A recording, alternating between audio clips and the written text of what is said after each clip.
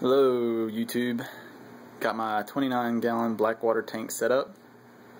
A friend of mine came over and helped me tear down the old tank and set up the new one. Let's see, I guess that was Friday. Added the fish today back in there. Start at the top and work our way down.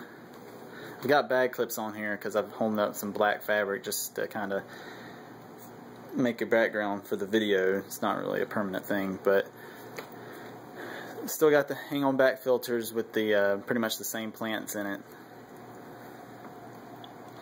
And then I've got my planters, riparian planters.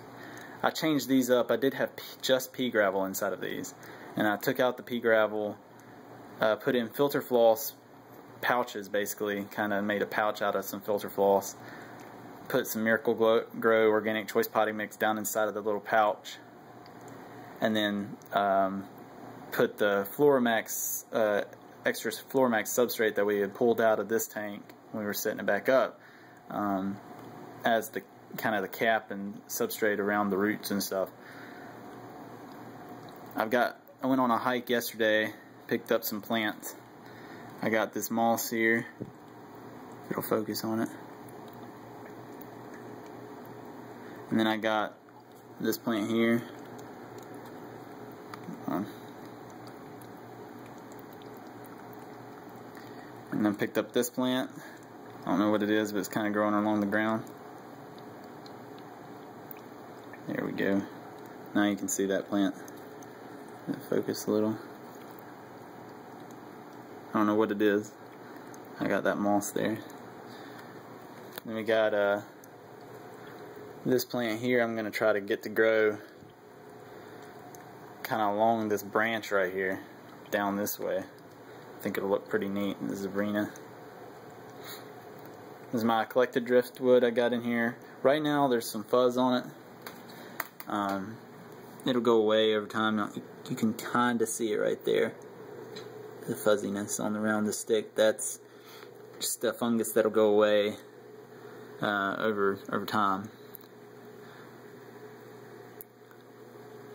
Plants I kept in here are the micro sword, red melon sword, a bunch of alternanthera. I just took my big stems that I had and cut up into little plantlets.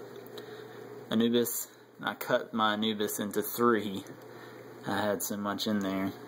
And then I got Crypts Wendidii, I think.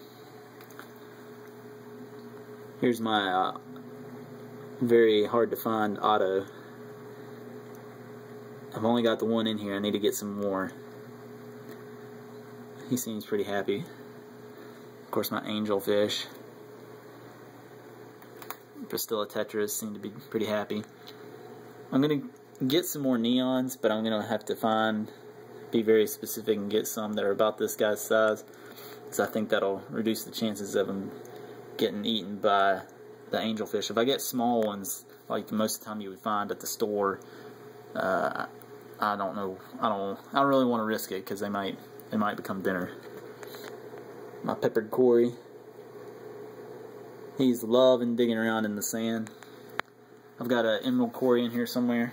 I'll probably get another Cory or two. Probably a peppered Cory since they're smaller. Let's see, he's going to dig around.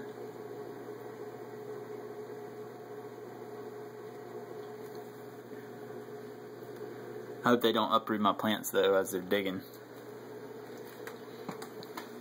But yeah, pretty happy with it. Got pulled filter sand in there as my cap over the Miracle-Gro organic choice potting mix. And I'm keeping the water brown by taking oak leaves, which I got, the oak leaves in the tank. But the water, when I filled the tank back up, it was really clear, and even overnight it still didn't brown up. So I took some oak leaves that I found out in the yard, stuck them in a pot, boiled them up, and made like a tea, and leached out all the tannins out of them, and then mixed that with the tank water in a bucket, and then treated it. Well, I dechlorinated the water because it was actually tap water, not tank water. and then use that to, I did a water change, and when I refilled the tank I used that water. So that's how I achieved the brown look that I've got. I noticed that, and maybe it's because they're still stressed from being moved back into the tank, but I noticed that the tetras seem to be schooling together a lot better than they were. Even the neon's schooling with the Bristillas. But yeah, so pretty happy with the setup. Give it some time, let things settle in. Hopefully that alternanthera, it will grow up on the corner here, the corner over there, and then along the back, and it kind of create a little valley effect. And with the way that I got the planters going and then the alternanthera, my goal is to kind of get like a stream bank almost look to it.